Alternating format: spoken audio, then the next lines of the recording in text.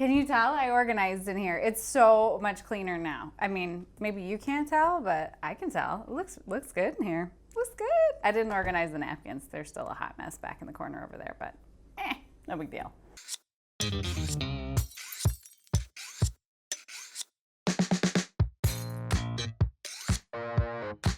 What's shakin' bacon? I'm Joni Simon. Welcome to my studio. This is where I do food photography. So if you are into that, you go ahead and hit the subscribe button. And today is a continuation from last week's video. We were all about shooting on our phones and how to use the Lightroom mobile app in order to actually do the shooting portion. But today we're gonna get into the super fun world of editing on our phones. So if you are interested in that, you're excited about it, you stick around. All right, so I'm gonna assume you already took a shot of some food and it looks fabulous, but you just wanna take it to that next extra level. So let's go ahead and jump into the Lightroom mobile app. Again, there are tons of apps out there that you can do editing with. This is just the one that I prefer to use, especially as a Lightroom user on my desktop. It just kind of keeps everything all in that nice little happy Adobe world. All right, so if we shot this image inside of the Lightroom mobile app, you can go into all photos and the images that you shot there should be there. Now, if in the event that you shot them with your phone in like the phone's native app, then you just go down to the bottom right corner and it'll bring up all the photos that are in your camera roll. But all right, so I'm gonna go ahead and select a picture that I did shoot here in the Lightroom mobile app. I shot it in auto. I didn't need to do any sort of special messing around with it or change the shutter speed or anything crazy like we did last week.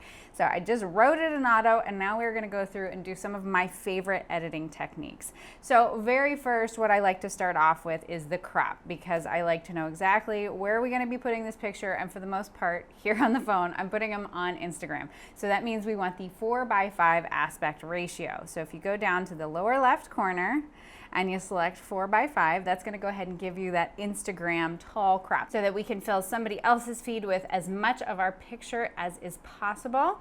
So I'm gonna go ahead and crop it right there. I wanna make sure to get the hand and then still get some of the salad in there. And then you hit the check mark and you are good to go. All right, next in the line is then the profiles button. And to be honest, I don't use this a whole lot except for when I'm gonna jump into a black and white profile. This is more or less a setting like similar to how you would set your camera to say, okay, we're shooting a landscape or we're shooting a portrait, that it's going to render the colors in terms of saturation and contrast a little bit differently depending on the scenario. So if you want to throw it into monochrome, you can certainly do that, but otherwise I kind of stay out of here. But definitely feel free to play around in there. Maybe you'll find a profile that really suits your taste and your style, and feel free to rock that out. Now next is the auto button, and of course you can hit auto and it will go ahead and make the adjustments for you, which actually that doesn't look so bad. I kind of like it, but I want to make the adjustments myself. And two, what would be the point of this tutorial if I'm just showing you how to do it in auto? So I'm going to go ahead down to the far right of the menu and hit the reset button, and I just want to reset that specific adjustment. If you want to reset all of the adjustments you've made, you just hit all. All right, so we have now removed that. Okay, so next up we have the lights, and of course this is where we can radically alter our image and have a whole lot of fun in changing it up. So where I personally like to start within the lighting area here in Lightroom Mobile is to go into the curve. And if you have used any sort of editing software before, Lightroom or Photoshop, any sort of sophisticated software, you've seen the tone curve before. Now if you are not familiar with it, just as like a very rough explanation of what it is that lower left represents all the darkest tones in the image, and the upper right represents all the lightest tones in the image. So the blackest blacks to the whitest whites, and then everything that falls along that curve are what we call midtones. And so we are able to manipulate that certain sort of area of tones just within that image. So let's say, for example, we've got some really deep blacks. So what you can do if you want to sort of turn those more into grays is go into the lower left and you pick up that little dot and you just start to pull it up, and you can see it really starts to fade that image. So we don't necessarily want to go that crazy with it, but if you want sort of that little like kind of more aged look, a little more cinematographic, no, maybe we'll just go with a little more aged, then you go ahead and pull that up there just to the left. Now what a lot of folks will do, and if you've not played with the tone curve before, I definitely recommend getting in here and experimenting with it, but a great starting place is to go ahead and create an S curve by dropping 3 little dots dots along that line. You see where kind of those lines intersect. Those are great spots to drop those lines, and then we can go ahead and manipulate the tones that kind of fall within that area that are in this pizza image. So let's say, for example, we just take this one here in the lower left and we pull him down a little bit, and you'll start to see if you pull him up or pull him down, making those lighter or darker, those tones that fall within that area of the curve. And so this is where you can really add a lot of contrast to the image and again manipulate those specific tones. So, and then I just pull the middle one just up a little bit here, and then that upper one up just a little bit more. So you can really start to play around with it and see. But I would say in the tone curve, a little goes a long way. So don't go absolutely berserk. I mean, you'll see very quickly it can turn what was a good image into something kind of a little scary. So just a little bit of nuance of alteration is a good thing. All right, so that looks good. So I'm gonna go ahead and hit done. Now, if you wanna get super crazy in this area, you can likewise alter the reds, the greens, and the blues, but I would say that is like a 2.0 version. We will save that for another video for another day. So we'll go ahead and hit done. Now, of course, you're probably familiar with exposure. So of course we can increase or decrease the overall exposure of the image. And I do wanna increase the exposure just a little bit because we're shooting here on a white linen background. And so increasing that a little bit so that we can see more of that, but also not overexposing so that we're losing it and that we're losing our pizza. Okay, so then there is the contrast, which I'm not gonna manipulate that at this point because I really did a lot of those kind of changes in the curve. But if you wanna add contrast to the image by saying, I want the darks and the lights to be further from each other by making a more kind of punchy image, if you will, by increasing or decreasing those. But I'm gonna go ahead and just maybe a little bit of contrast. Let's not get crazy, okay? It's like a 2. I mean, does that really make a difference? Whatever. Okay, so next we've got the highlights, and something a lot of folks like to do, especially if you've got some little hot spots in the image, is you can decrease the highlights. But I don't like to go super crazy with this because I feel like it really like dulls the overall image. I like to retain a certain amount of highlights in that picture. But if you've got some hot spots and you want to reduce the overall highlights, then by all means, knock yourself out. So I'm just going to decrease those by 5. All right, and then we've got the shadows, which a lot of folks will reduce the shadows, right? That if you've got something that's super shadowy and you just kind of want to reclaim a little bit of that, you can decrease the shadows by sliding it to the right, and that's going to open up those dark areas. But I don't like to, again, go too crazy with this because it starts to look a little fake.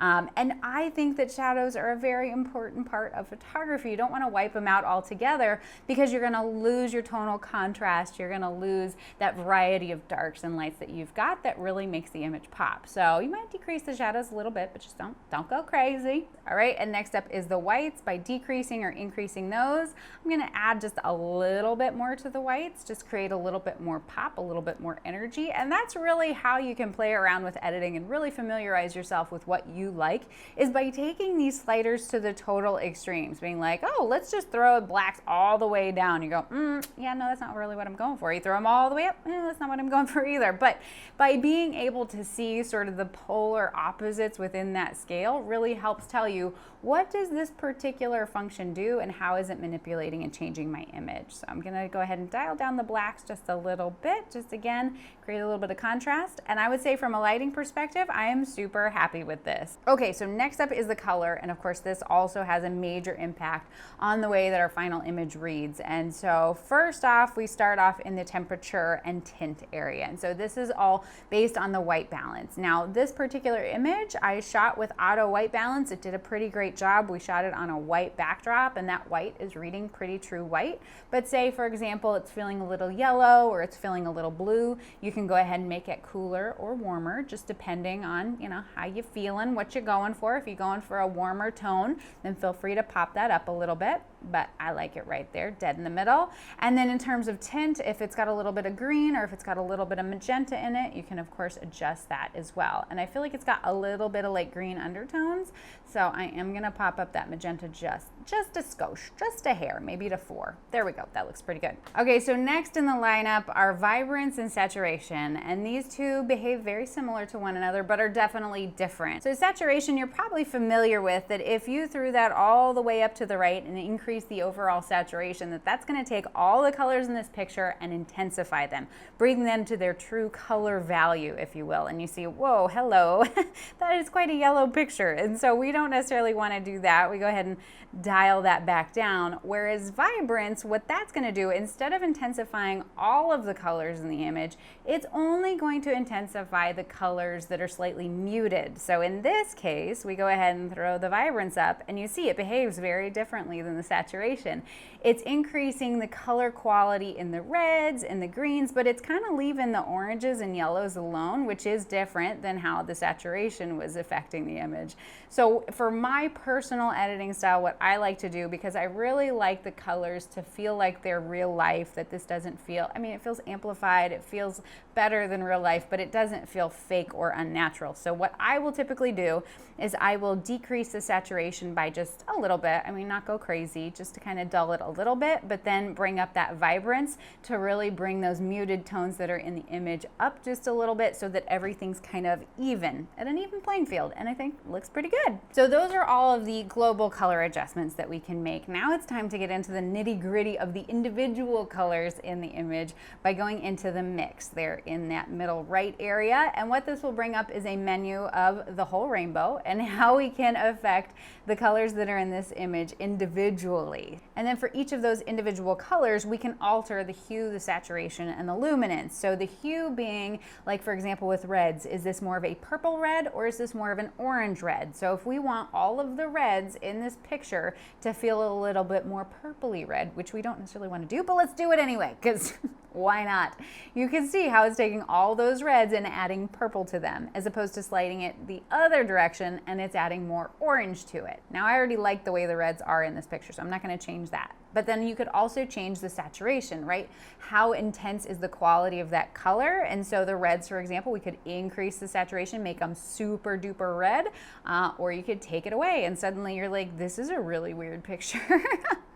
But you can go ahead and affect the saturation, really again trying to achieve a good balance of the colors. And then the luminance, that is sort of how bright or how dull are those individual colors. So the reds, we could really make them super luminous and super bright, like a bright red, or we could dull them and make them more of a dark, deeper red, more of a burgundy. And so for the reds in this particular image, I'm just going to bump them up a little bit, saturate them a little bit, because it's pizza, and pizza to me reads red. That's a big part of the equation. All right, now I'm going to hop into the oranges real quick, which when it comes to food, there's a lot of oranges going on. Even if you don't necessarily even think it, you're like, well, those are browns. Browns are usually have a good bit of orange in them. So what I'm going to do here, especially for that paper, is just add a little bit of luminance, a little bit of brightness, just to kind of bring back the oranges a little bit. But again, I don't want it to look unnatural. So I'm just going to illuminate them a little bit, and I'm going to leave everything else alone here. Next is the greens though, and the greens I feel like is an area that I am always playing with, I'm always having fun with.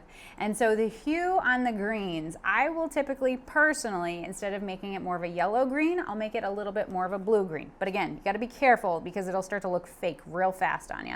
But if I take those greens and just bump them up hue-wise up to the right, maybe 6 or 7, because you can see here's like taking it way towards the blues and here's taking it way towards the yellows. I just want to kind of bump it usually just a skosh up towards the blues, just a little bit. I like the way that looks. And then the saturation, I'm going to leave it alone because we really impacted those greens a lot in this particular image with the vibrance. So I'm going to leave that alone. And then I'm just going to pop them up with just a little bit of luminance. And you can see how adding the luminance just adds just a little bit more sparkle, a little bit more pop to the green, and I personally like that in this image. Although there are plenty of images where I will decrease the luminance on a green just so it feels richer and darker. So again, there's no right or wrong way to handle these specific settings. It just all depends on the picture and it all depends on your personal taste.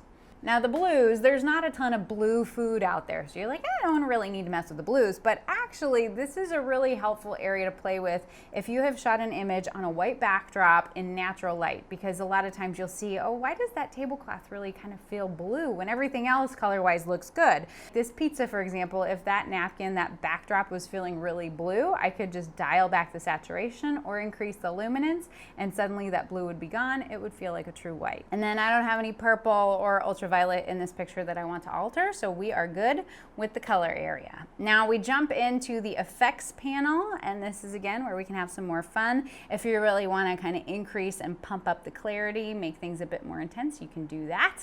Dehaze, so if this image is reading really hazy, not because you didn't clean your lens, but because of just the lighting scenario and you ended up with some haze, you can certainly throw that up or down, whichever direction you want, kind of intensify things a little bit. And actually I'm gonna throw just a little bit of dehaze on there, maybe up to about a 5. And then anybody who loves a good vignette, you can throw that on there. I always do say be careful with the vignette because again, it can just kind of look a little fake and a little unnatural. And for this image, because we shot it on white, the vignette doesn't really make a whole lot of sense, I think. So I'm gonna go ahead and remove that. And then if you are all about that vintagey, vibey feel, then you can go ahead and throw a grain on there and really make it feel like you shot this with a higher ISO, but that's not really, again, the style that I go for. Okay, now also in this effects area is the ability to do split toning, which if you're not familiar with it, it's a whole other video for a whole other day.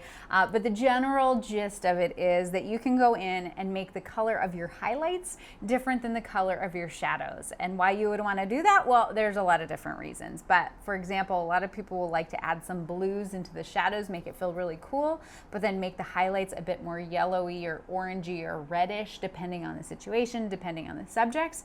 Just to create some interesting color contrast. But again, we're going to save that for another day, but just know it lives there in case you want to use it. All right, and then we can of course do some sharpening to this image, and like always, you know, we don't want, a little goes a long way. We don't want to get crazy, because I think when you over sharpen the entire image, it just again starts to look a little fake, a little unnatural. But just like in the desktop version, which I've actually got a whole video about, if you've missed that, that's right up over here, is that we can increase the masking. And the masking, what that's doing is saying, okay, we only want to sharpen the major lines that are in this image. So we don't want to increase the sharpening across the entire image, that we're sharpening, you know, the olives and the pepperonis and the crinkles in the paper, that we are purely just sharpening the major edges. So like the edge of the pizza and the edge of the bowl, the edge of the paper. So if I increase the masking, it's a little hard to see, but it is a little je ne sais quoi.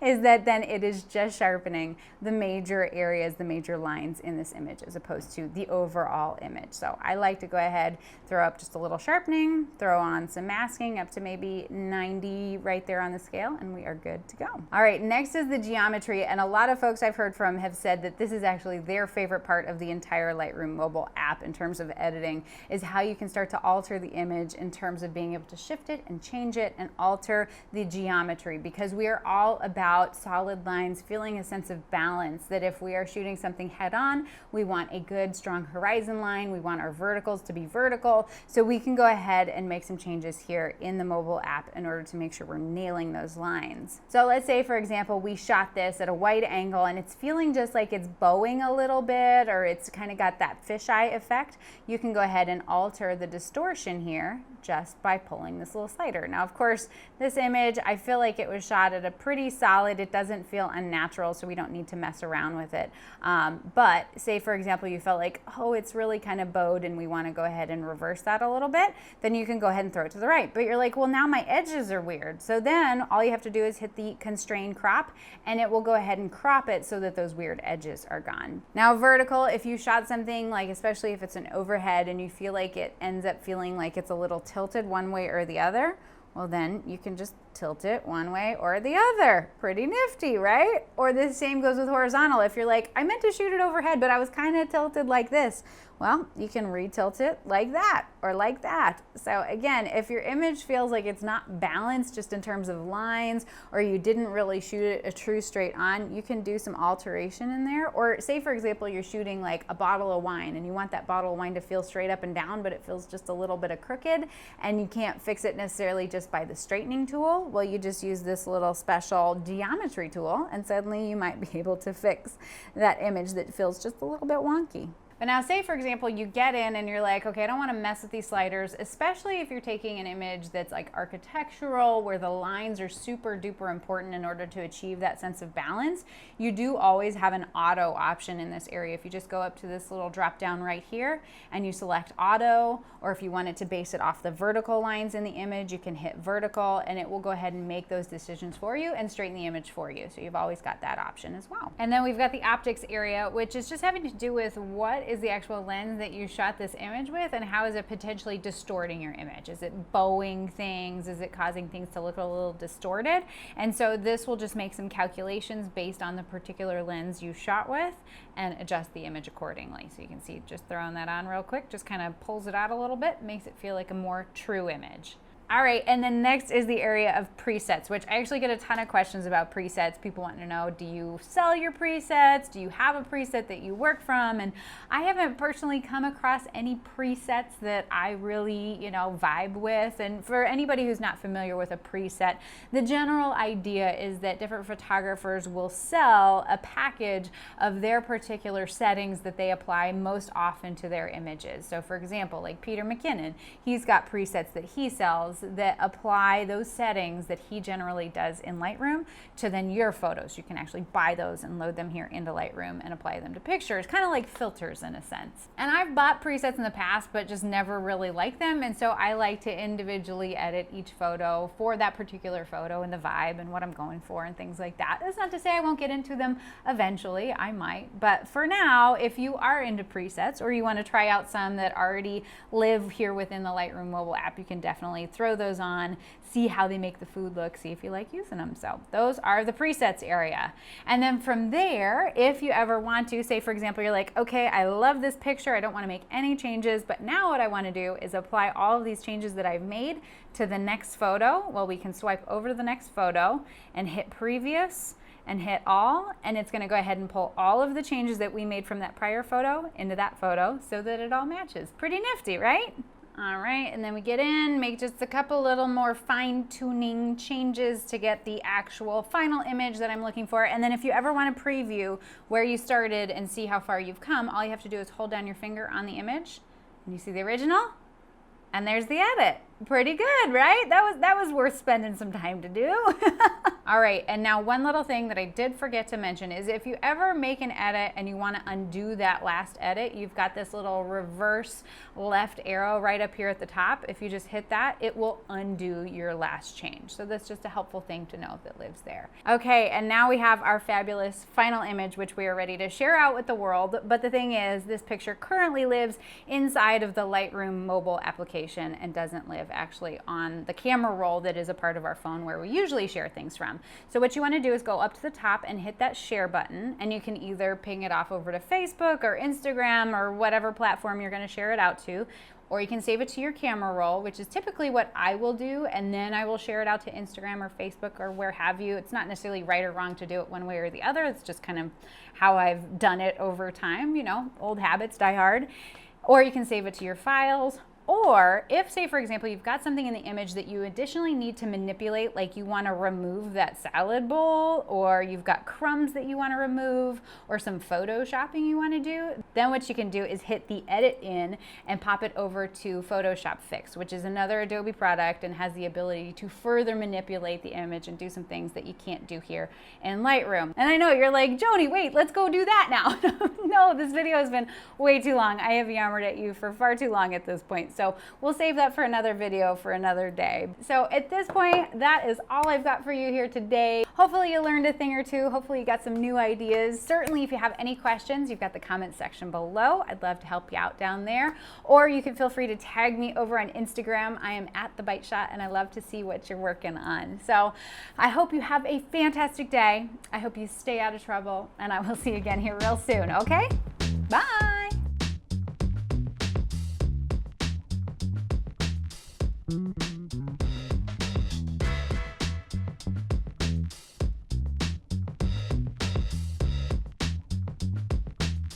Mm-hmm.